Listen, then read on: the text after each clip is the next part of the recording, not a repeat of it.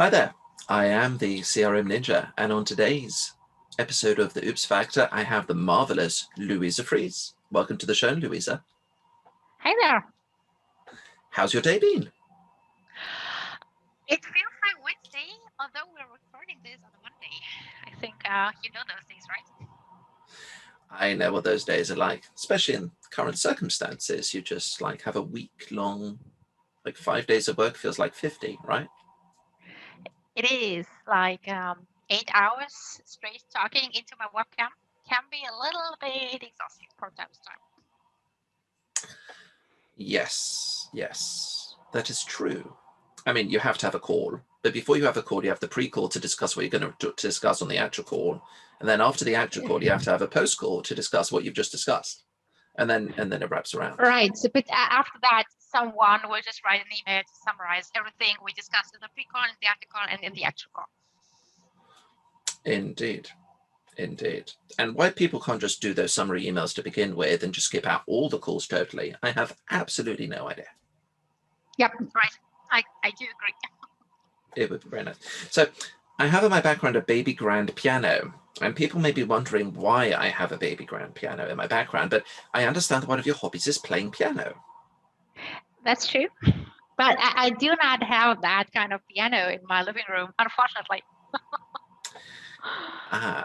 Yet. You're missing the word yet. Yes. So perhaps I should move into a bigger apartment to have more space for that baby. But yes, it's on my list. Good. So how long have you played piano for? I would say like more than 35 years. And I thought you were younger than me. Wow. I think we did not talk about that. No, we won't talk about that. But that's a long time playing piano. So what do you play? Do you like playing like fierce angry pieces or like soothing calm things to relax? What's your like go-to music when you just want to sit down? Yeah, so it's most of the time classical music like Bach and Beethoven and Schubert, so something like that. But it can be all kinds. So it can be just like smooth and gentle, but it can also be very, let's say, on point or aggressive, even that. But it's just like it relaxes me because I'm making music and I do not need to think, and there are no screens involved as well. So this is a very, very nice thing. That's true. There are no screens. Talking of pianos, actually, I know a family here in London where I live where the husband surprised his wife for her birthday by bringing in a white baby grand because she liked piano. And her reaction to it when she walked back home and it was delivered in, total surprise, was, I was going to make different use of that space. Well, so you need to know who's the boss at home and who makes the decisions, right? That is true. I mean, it was a beautiful piano I saw when I went round several times, but it was always amusing to me that, you know, they're not cheap. Let's really admit that. And come home, it's like, I had different plans for that space. I mean, she grew to like it. Well, and you do not want to mess up with the missus, right? Been there, done that. Been there, done that. That's if I have my own little study and I can do what I want in it generally. I still get yelled at, but there's that. Okay, so moving on from pianos and music to the Oops Factor, what story do you have to share with us today? Oh, a story. Give me a hint. Which kind of story? It's up to you. What do you want to share? Oh, I have so many scenario, stories. Which thing? You pick one. Oh, I have a very, very nice story to share. So it's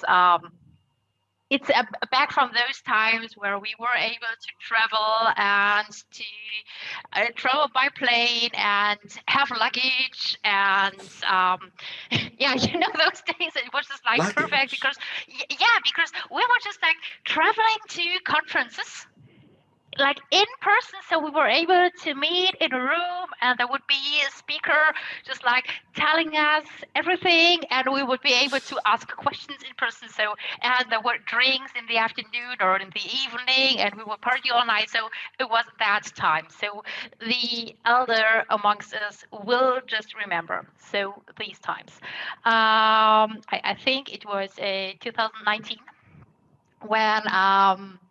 when I wanted to travel to MVP Summit in Seattle, and I did.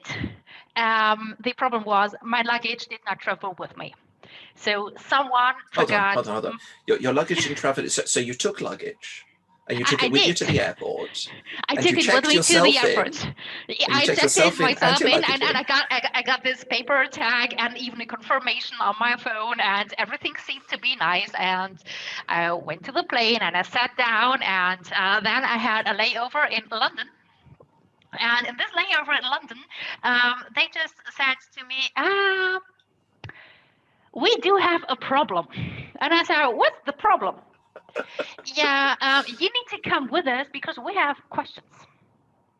And this was American Homeland Security who had those questions because they already knew that I was traveling without a suitcase to the United States, which I did not know. Hold on. And they didn't. So they did not tell me. And it's somewhat 2019. Homeland Security. Before you knew it, Homeland Security in London of Italy, right? So they knew. You didn't have a suitcase. They knew your suitcase was gone before you knew it. Yeah, exactly. So they had questions because if you do now take luggage with you in an international flight, they assume that you're kind of evil. And well, when Homeland Security started asking you, excuse me, Miss Freese, why are you traveling without a suitcase? Was your immediate reaction, but I have a suitcase? No, they did not ask me that. They were just like asking me, what's the purpose of your travel? And I said, I'm attending a conference. What is that for a conference? I said, a Microsoft one. Yeah, but my brother works at Microsoft. There is no conference. I was like, well, so I said to them, so I can show you an email or something like that, or of my phone. No, you're not allowed to use your phone. So it was really just like so. And I sat in a windowless room. So like in a movie for about 1.5 hours. And they were just like asking stupid questions. And at some point they come up with, yeah, but why don't you have a suitcase? And I said, I do have a suitcase. And they were like, no, there is no suitcase. So because we just did everything here. So of course, first plane, second plane. And I said, yeah, but when I just departed, so I had a suitcase. And then they finally believed me and let me go. And then I was the very last person who needed to board that flight to Seattle from London.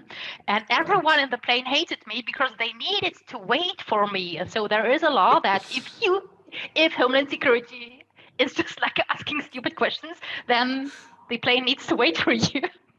And thing is, everyone hated me for this 10-hour flight, which was yeah. So now is comes the funny part of that story.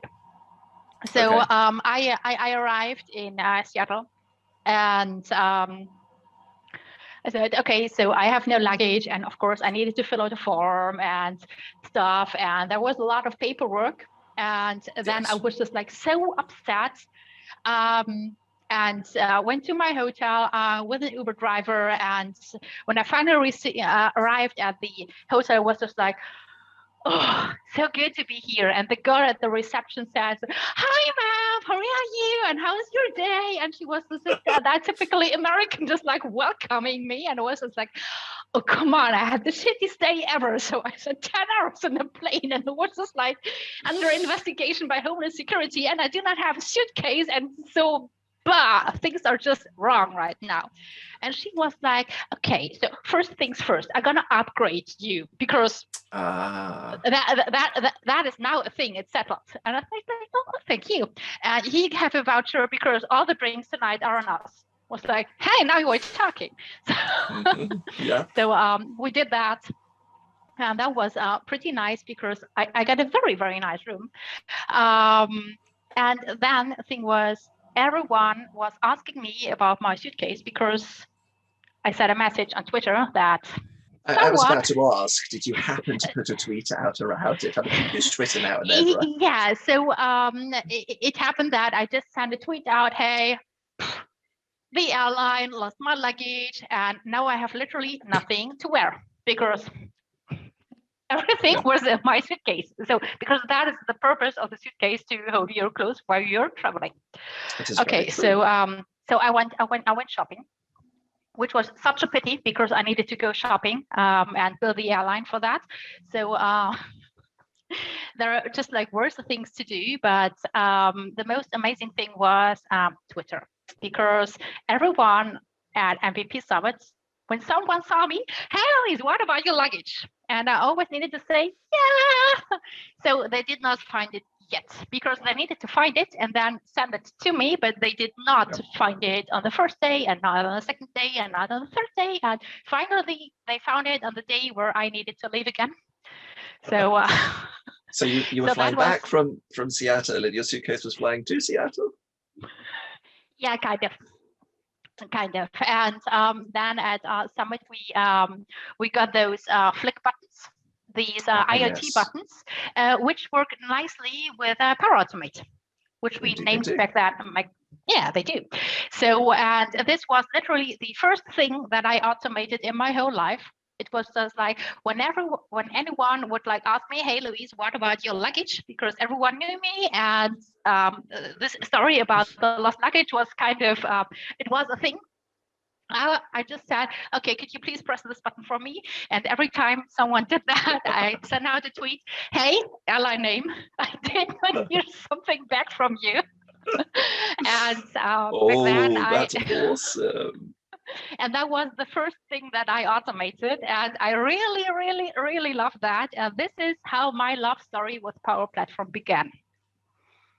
Right. And 20,000 tweets later, a certain airline, which will remain nameless. Yeah, 20,000, it's only that, right? Decided to take its social media presence offline. Yeah, exactly. International news. Where is Luise's suitcase? Okay, so so were you when you got back home to Germany? Were you ever reunited with the suitcase? Yes. So I got the luggage on the day when I needed to leave again. So I took my own luggage with me, and I never lost luggage again. But it's always just like traveling means, and hopefully they won't lose my luggage again. But they just forgot it at the airport. So it was the whole time at my airport in the city where I live in, so in Düsseldorf, and yeah. So when you got on the plane to fly out to there, you didn't look out the window and sort of see it there in the window waving goodbye to you, and it was there on the side. Yeah, almost. Okay, wow, that's a great story. I mean, I've heard little bits of that over time as I've gotten to know you, but wow, now I get to know the full thing. So my question now really has to be the following: what is better, to travel with your luggage and then you arrive with your luggage and you have your stuff with you, or to lose your suitcase, thereby giving you the angst and people on the aeroplane not liking you for being delayed by Homeland Security, but getting a hotel room upgrade to a suite or something, getting free drinks, and going shopping on the airline's account? If you had to do it again, if other people out there who may happen to be listening to this and working out how they can get upgraded and free drinks and stuff, what would you say? I don't know. So I'm a consultant, so it depends. Good answer. It always depends. So no, I never regret anything. So I just try to accept what happens and then make the best out of it. So what I learned is, of course, new tech. So I fell in love with back then Microsoft Flow, and as Microsoft has a kink on renaming everything every 3 days, it's now Power Automate, but back then it was Flow, and I fell in love with that. So that is super positive. And I made a lot of new friends because it was just like kind of a thing. And I met a lot of new people. And I think life happens if you make plans and without you making plans. So just like take it and make the best out of it. But I won't regret that. Good. It's a good answer. It's a good answer. And for people traveling to the States when travel reopens up, take a suitcase with you. I said this generally. I knew about Homeland Security and suitcases already for a while, but yeah, take a case with you. In fact, here's a pro tip, right? Pro tip, because my background, I have an interest in the travel industry and travel quite extensively and stuff, not as a consultant though. If you want your suitcase to actually end up with you at your destination, what you should do is you should take something like a set of knives with you, like sharp kitchen knives, or in America you can buy like a starter pistol, like for a race. It fires a blank, and you put it in the suitcase and you declare it as containing something, dangerous goods or a weapon or something like that. A weapon you're allowed, I mean, you're allowed knives. The airline will take very, very, very good care of it and wrap lots of very orange tape around it. It's not going anywhere that it shouldn't do. That's the pro tip for today. That is a travel hack. So that is indeed a travel hack. Yeah. Wonderful. Well, Luise, thank you so much for your time. I really appreciate you coming on the show and sharing the story. Pleasure. Viewers, we hope that you've enjoyed this and see the humor in it as much as I have. Feel free to check out the rest of the Oops Factor playlist, subscribe to the channel, visit the blog. And if you would like to come and share your own Oops Factor story, hit the link below, fill in your details, and I'd love to have you on the show. Have a great day.